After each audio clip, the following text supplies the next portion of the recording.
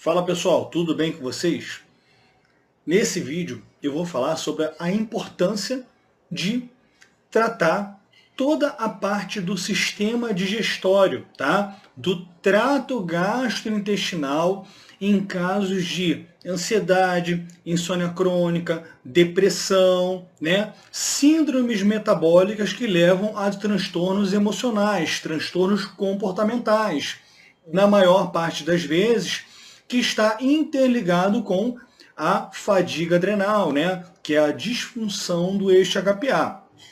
Essa é uma parte muito importante do tratamento e que muitas das vezes as pessoas acabam deixando a desejar, tá? Focam apenas nos suplementos aí, nos micronutrientes ou nos suplementos para modulação neuroquímica e deixam de ter essa atenção para o trato gastrointestinal. Então nesse vídeo eu vou buscar de forma resumida, né, englobar em amplo espectro. Por quê? É um vídeo que dá para durar aí 3, 4 horas, tranquilamente, se a gente for aprofundar de fato em toda a parte aí de modulação intestinal, né, toda a parte aí de trato digestório, né, de sistema gastrointestinal em síndromes metabólicas, que levam a alterações comportamentais, tá?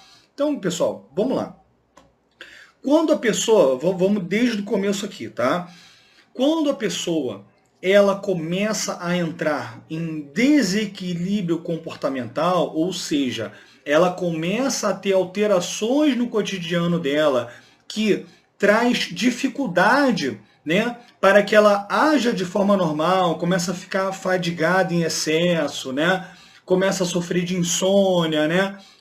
O sistema imune dela começa a ficar fraco, né? Começa a sofrer de diversos sintomas debilitantes, né? A própria ansiedade, insônia crônica, depressão, tá? Taquicardia.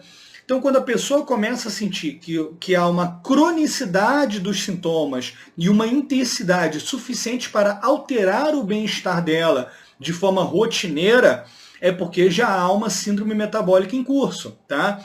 E quando isso ocorre, a pessoa começa a entrar num estado mais adrenérgico. Quando a pessoa entra no estado mais adrenérgico, significa que o organismo dela, por feedback positivo, em reação aos agentes estressores acumulativos, tá? Nós recebemos estresse de várias formas, tá? Alimentos inflamatórios, uma discussão, uma briga de trânsito, uma briga com um cônjuge, com um familiar, tá? Intoxicações, um próprio exercício físico, que seria um estresse benéfico, numa seara com diversos outros fatores estressantes, esse estresse benéfico de um treino de musculação passa a ser acumulativo e passa a sobrecarregar também o seu organismo, tá? Então, quando a pessoa está soterrada, digamos assim, por vários agentes estressores, e ela já não está com um metabolismo muito legal por maus hábitos, né? Hábitos ruins de alimentação, hábitos ruins do dia a dia, não pega sol, não dorme direito, não faz uma higiene do sono adequada. O que acontece com essa pessoa? Ela começa a ter uma reação inadequada, desproporcional a esses agentes estressores, por feedback positivo. O que significa isso? Em um primeiro momento, essa pessoa vai ter uma reação chamada de fadiga adrenal estágio 1 e 2, tá? Fase de adaptação ao estresse, tá? Com hipercortisolismo, onde a glândula adrenal começa a produzir cortisol de forma exacerbada por feedback positivo, tá? Evoluindo mais o quadro, ela evolui para um quadro de hipocortisolismo, fadiga adrenal estágio 3 e 4, tá? Com produção inadequada de cortisol, com baixa produção de cortisol.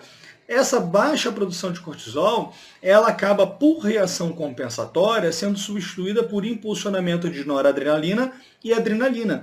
Então você tem estado adrenérgico em demasia em todas as fases. Fase 1 e 2, excesso de cortisol. Fase 3 e 4, noradrenalina e adrenalina por reação compensatória.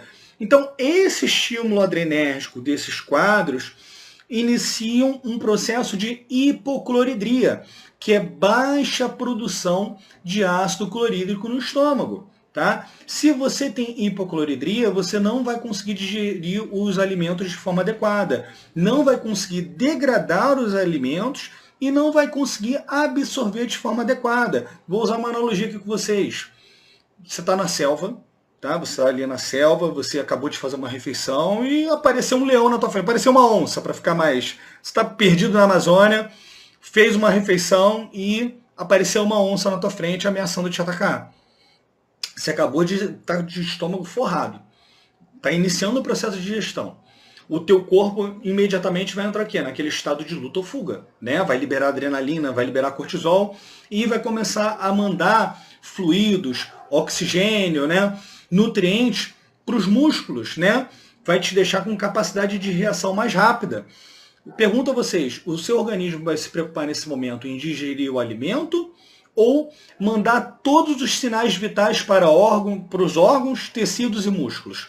Obviamente, mandar os sinais vitais para os órgãos, tecidos e músculos para reagir àquela ameaça, tá? Só que o que acontece? Nessa questão cotidiana, onde há uma reação exacerbada, né, da glândula adrenal por conta de vários agentes estressores acumulativos, essa reação do corpo acaba se perpetuando. Então você começa a entrar num quadro crônico de hipocloridria. Tá? Então, quando você começa a entrar numa disfunção metabólica, é muito comum o problema no trato gastrointestinal iniciar ali no estômago, com uma hipocloridria. O problema é que começa uma hipocloridria, ou seja, a comida vai ser pior degradada, né? Vai ser menos degradada no estômago e vai ocorrer uma menor absorção desses nutrientes. Tá? Você já está num quadro de hipocloridria. Esse alimento que foi mal degradado, ele vai para o intestino delgado. Ele vai chegar mal degradado no intestino delgado. Chegando mal degradado no intestino delgado, vai começar a ocorrer um processo de fermentação ali. Esse processo de fermentação vai trazer ao aumento, ao crescimento de bactérias no intestino delgado, onde não deveria ocorrer. Tá? Então esse alimento mal degradado que está ali no intestino delgado, ele começa a fermentar, começa a ocorrer um acúmulo de bactérias ali onde não deveria e começa até a causar aquele sintoma de distensão abdominal, que a pessoa normalmente observa da metade para o final do dia. A pessoa acorda com a barriga retinha e sente que após as refeições e ao longo do dia começa a ficar com a barriga mais estendida e à noite está com a barriga inchada. Né? Essa é a clínica para SIBO, tá? Crescimento de bactéria no intestino delgado, onde não deveria, tá? E o que acontece, pessoal? Se você tem uma baixa produção de ácido clorídrico, ou seja, baixa acidez estomacal, você já não estará absorvendo os micronutrientes de forma adequada no estômago. Se você tem crescimento de bactéria no intestino delgado, essas bactérias vão disputar a absorção de nutrientes também ali. Então você já tem dificuldade de absorção no estômago e dificuldade de absorção no intestino delgado, tá? Então é muito comum nesses casos você ver baixos níveis de ferritina, baixos níveis de vitamina B12, tá? Que é o que normalmente a gente identifica no exame de sangue. As outras vitaminas e minerais, principalmente vitaminas do complexo B, também tem sua absorção diminuída. E são vitaminas e minerais, né, vitaminas principalmente, que agem como cofatores para a produção e síntese de neurotransmissores. Tá? Ou seja, vitamina B1, B2, B3, B5, a própria B12, B9, tá? Própria colina, você começa a ficar deficiente também desses micronutrientes. E você já começa a entrar num estado de oxidação, de inflamação, que também faz com que você perca nutrientes em demasia. Então você tem baixa absorção e pelo estado adrenérgico, pela inflamação, pela oxidação, você também tem a degradação mais rápida dessas vitaminas.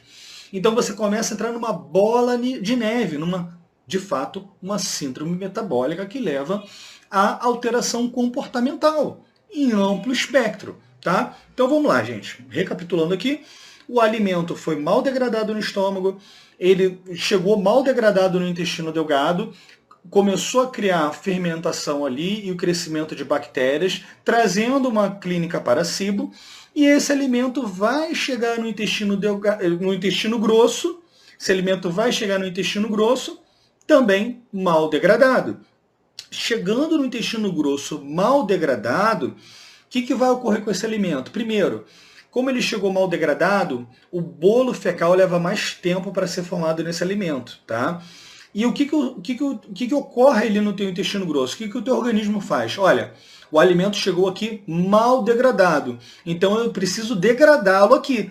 Então esse alimento vai ficar mais tempo do que deveria ali no intestino grosso, tá?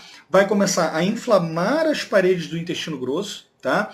Vai cobrar o aumento, o crescimento de bactérias proteolíticas gram-negativas, o que vai abrir espaço para um quadro de desbiose, tá? Além disso, aquela inflamação da parede do intestino grosso vai causar uma inflamação ali, vai facilitar o processo e por conta também do quadro de desbiose, vai facilitar o início de um afrouxamento das tight junctions, das junções apertadas, tá? Então começa a ocorrer o aumento da permeabilidade intestinal e começa a vazar bactérias, peptídeos, proteínas para a nossa corrente sanguínea, entrando num quadro aí de inflamação crônica de baixo grau. Você vê que é uma orquestra, é um efeito dominó praticamente, tá?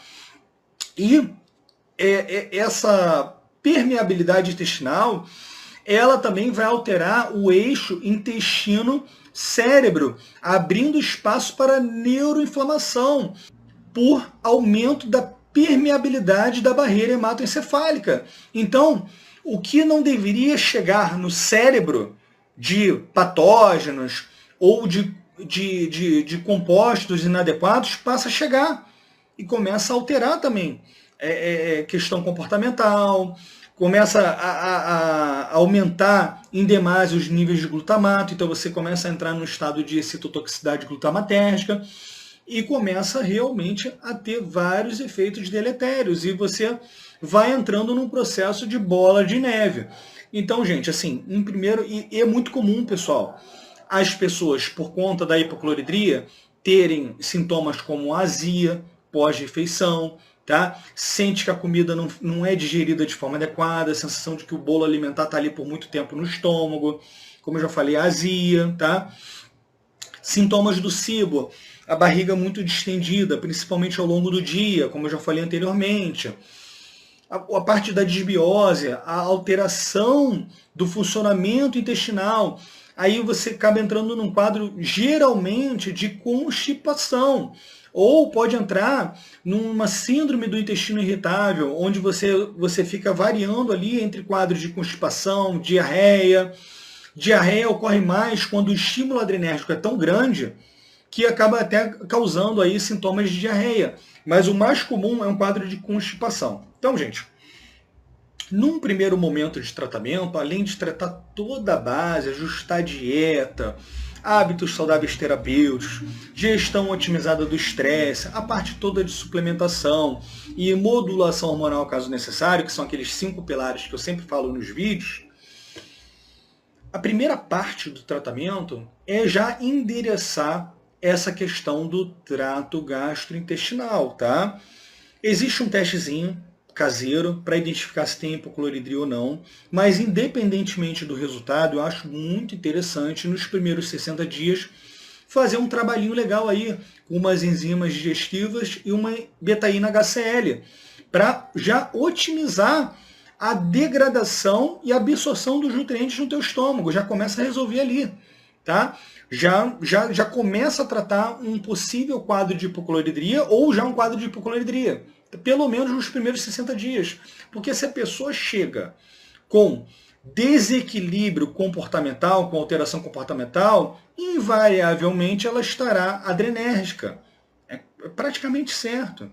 E entrar em um primeiro momento com essas enzimas digestivas e com a betaína HCl só vai trazer benefícios, vai otimizar a digestão, vai otimizar a absorção dos micronutrientes tão necessários para a síntese e produção dos neurotransmissores, para o equilíbrio neuroquímico, tá? Então, nesse primeiro momento, já entra nessa parte. Se a pessoa tem clínica para SIBO, né, que está muito atrelado à hipocloridria, uma dieta carnívora, estilo Lion's Diet, estilo Shawn Baker, mais agressiva, tá? Já resolve SIBO. 90 dias aí já costuma erradicar SIBO, tá? dificilmente acaba sendo necessário usar um antibiótico tipo Xifaxan. Dificilmente. Isso é mais para quando a pessoa busca estratégia low FODMAP, que não é tão efetiva quanto uma carnívora, tá?